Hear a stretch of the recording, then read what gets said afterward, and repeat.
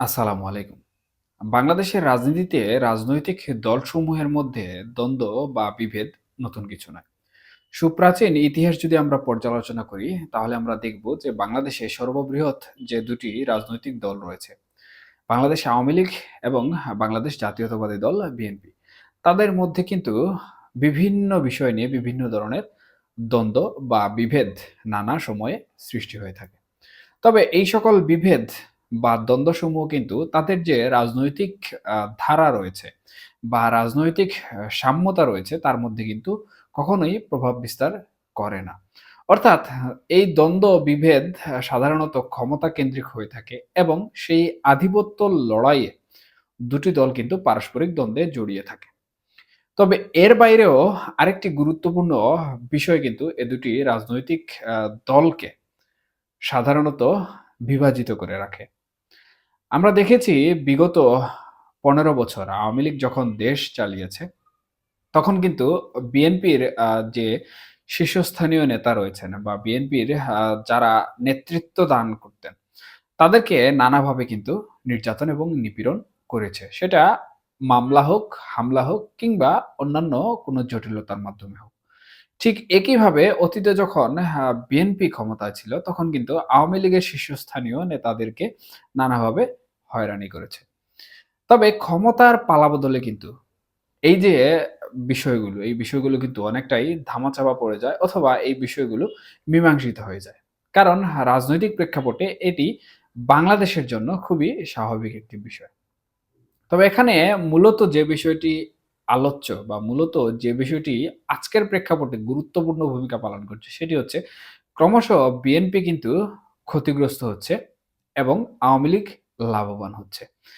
এর একটি জ্বলন্ত উদাহরণ হচ্ছে সম্প্রতি মেজর ডালিম দীর্ঘ ৫০ বছর পর যেভাবে আবির্ভূত হয়েছেন এবং উনাকে নিয়ে বা উনার এই আবির্ভাব নিয়ে আমরা দেখেছি যে সামাজিক যোগাযোগ মাধ্যম থেকে অন্যান্য সকল প্রকার মাধ্যমে কিন্তু রীতিমতো তোলপাড় শুরু হয়ে গেছে।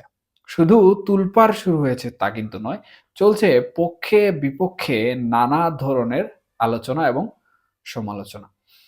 এখন দেখুন যখন আওয়ামী লীগ শাসনামলে ছিল, তখন আওয়ামী লীগের কিছু ব্যর্থতা ছিল রাজনীতি ঘিরে। ঠিক তেমনি বিএনপিরও কিছু ব্যর্থতা ছিল এই রাজনীতিকে নিয়ে। আওয়ামী লীগ সাধারণত বঙ্গবন্ধু শেখ মুজিবুর রহমান যিনি রয়েছেন, উনাকে সবথেকে বেশি হাইলাইট করেছে এবং অন্যান্য রাজনৈতিক যে সকল নেতাকর্মী রয়েছেন অন্যান্য রাজনৈতিক দলের, তাদের অবদানকে অনেকটাই ছোট করে দেখেছে। আবার বিএনপি তাদের ক্ষমতায় যখন ছিল, তখন তারা তাদের যে প্রতিষ্ঠাতা রয়েছেন, অর্থাৎ মেজর জিয়াউর রহমান, উনাকে তারা হাইলাইট করে রেখেছে। অন্যান্য যে সকল নেতৃবৃন্দ অন্যান্য রাজনৈতিক দলের ছিলেন, তাদেরকে কিন্তু তারা অতটা মূল্যায়ন করেনি। এখন আওয়ামী লীগ এবং বিএনপির সবথেকে বড় যে দ্বন্দ্ব, সেটি হচ্ছে সাধারণত স্বাধীনতার ঘোষণা বিষয় নিয়ে। এখন এই স্বাধীনতার ঘোষণাপত্র বা ঘোষণা পাঠ এই বিষয়টি নিয়ে বিএনপি এবং আওয়ামী লীগের মধ্যে যে একটি বিশাল বিরোধ বা মতপার্থক্য, এটি সাধারণত শেষ করা যাচ্ছে না বা শেষ হচ্ছে না। যার ফলশ্রুতিতে কিন্তু বিএনপি, আওয়ামী লীগ ঐক্যবদ্ধ হয়ে বিভিন্ন লড়াই সংগ্রাম আন্দোলন করলেও ক্ষমতার পট পরিবর্তনের প্রভাবে কিন্তু এই একটি বিষয়ে তারা কিন্তু একমত হতে পারে না। এখানে আওয়ামী লীগের যে ব্যর্থতাটি সেটি হচ্ছে বঙ্গবন্ধু শেখ মুজিবুর রহমান এবং অন্যান্য যে সকল নেতৃবৃন্দ রয়েছেন যাদের অবদান বাংলাদেশ সৃষ্টির পেছনে অত্যন্ত গুরুত্বপূর্ণ ছিল, তাদেরকে সাধারণত নিরপেক্ষ ভূমিকায় নিয়ে আসা। কিন্তু আওয়ামী লীগ সরকার দীর্ঘ ১৫ বছর ক্ষমতায় থাকার পরেও বঙ্গবন্ধু শেখ মুজিবুর রহমানকে নিরপেক্ষ ভূমিকায় নিয়ে আসতে পারেনি। আমরা পৃথিবীর অন্যান্য দেশসমূহ যদি লক্ষ্য করি তাহলে আমরা দেখতে পাই যে তাদের দেশ সৃষ্টির পেছনে বা তাদের স্বাধীনতা অর্জনের পেছনে যে সকল মহানায়ক বা নেতাবৃন্দ যারা রয়েছেন তাদের যে অবদান রয়েছে, সেই অবদানকে তারা স্বীকৃতি দিয়ে তাদেরকে একটি নিরপেক্ষ নেতা হিসাবে মান্য করে। কিন্তু বাংলাদেশের প্রেক্ষাপটে যখন আওয়ামী লীগ সরকার ক্ষমতায় যায়, তখন আওয়ামী লীগের যারা এই বাংলাদেশ সৃষ্টির পেছনে বা মহান মুক্তিযুদ্ধের পেছনে নেতৃত্ব দিয়েছেন, তাদেরকে সবার উপরের সারিতে রাখে এবং অন্যান্য রাজনৈতিক দলের যাদের অবদান রয়েছে তাদেরকে নিচে রাখে। আবার বিএনপি ক্ষমতায় গেলে কিন্তু এই একই কাজই করে। তাদের যারা রয়েছেন তাদেরকে উপরের স্তরে রাখে এবং অন্যান্যদের মনেই করে না।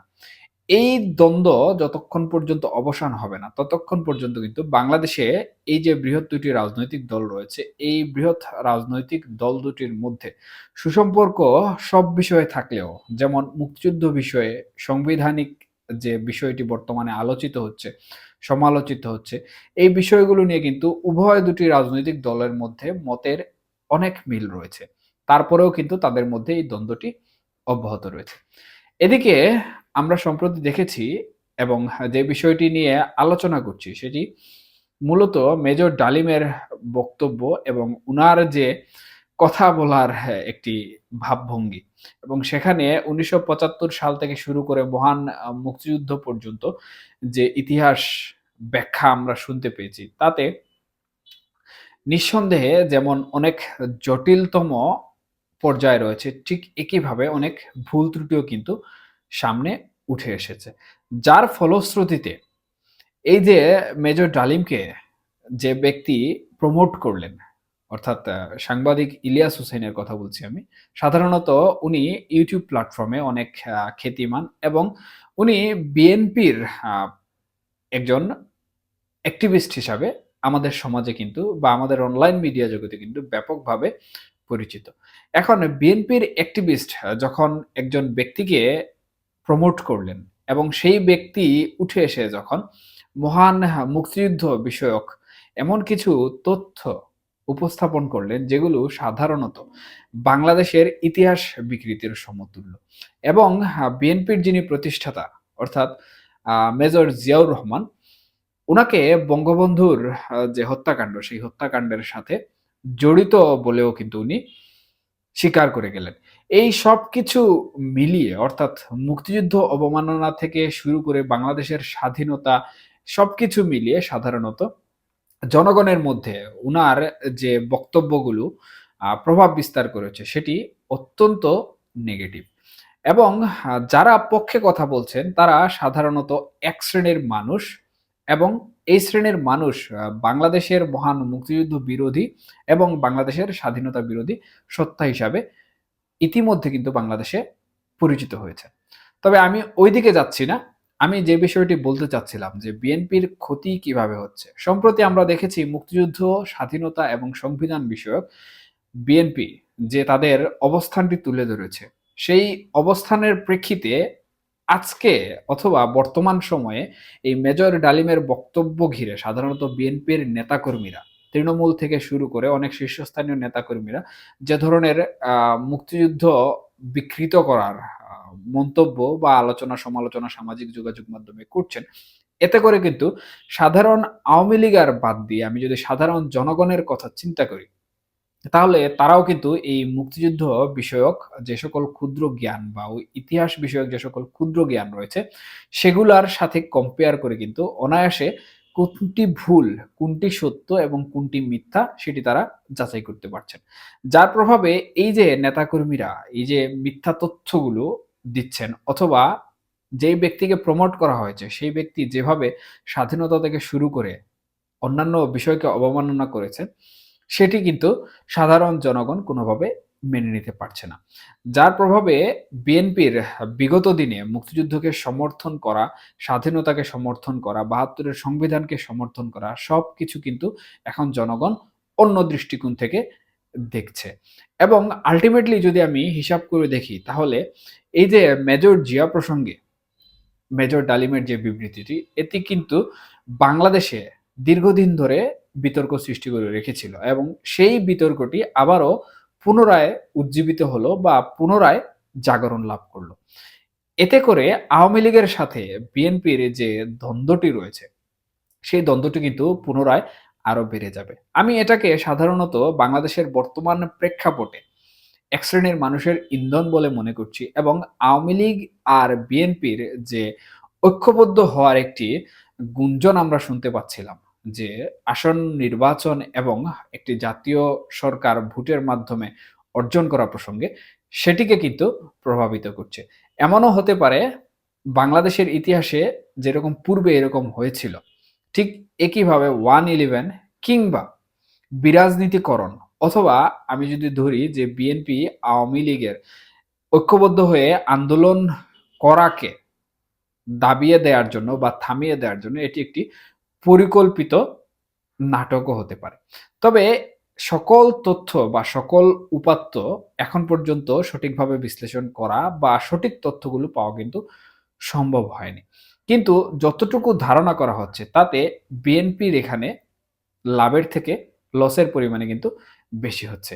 আর এদিকে বাংলাদেশ আওয়ামী লীগ তাদের ক্ষমতায় থাকা অবস্থায় যে সকল প্রচারণা বিএনপির বিরুদ্ধে করেছিল বা মুক্তিযুদ্ধ বিষয়ে করেছিল, অথবা এই যে বঙ্গবন্ধু হত্যাকাণ্ড নিয়ে করেছিল, সেগুলো কিন্তু এখন সত্যি হিসাবে অনেকটাই প্রমাণিত হয়েছে।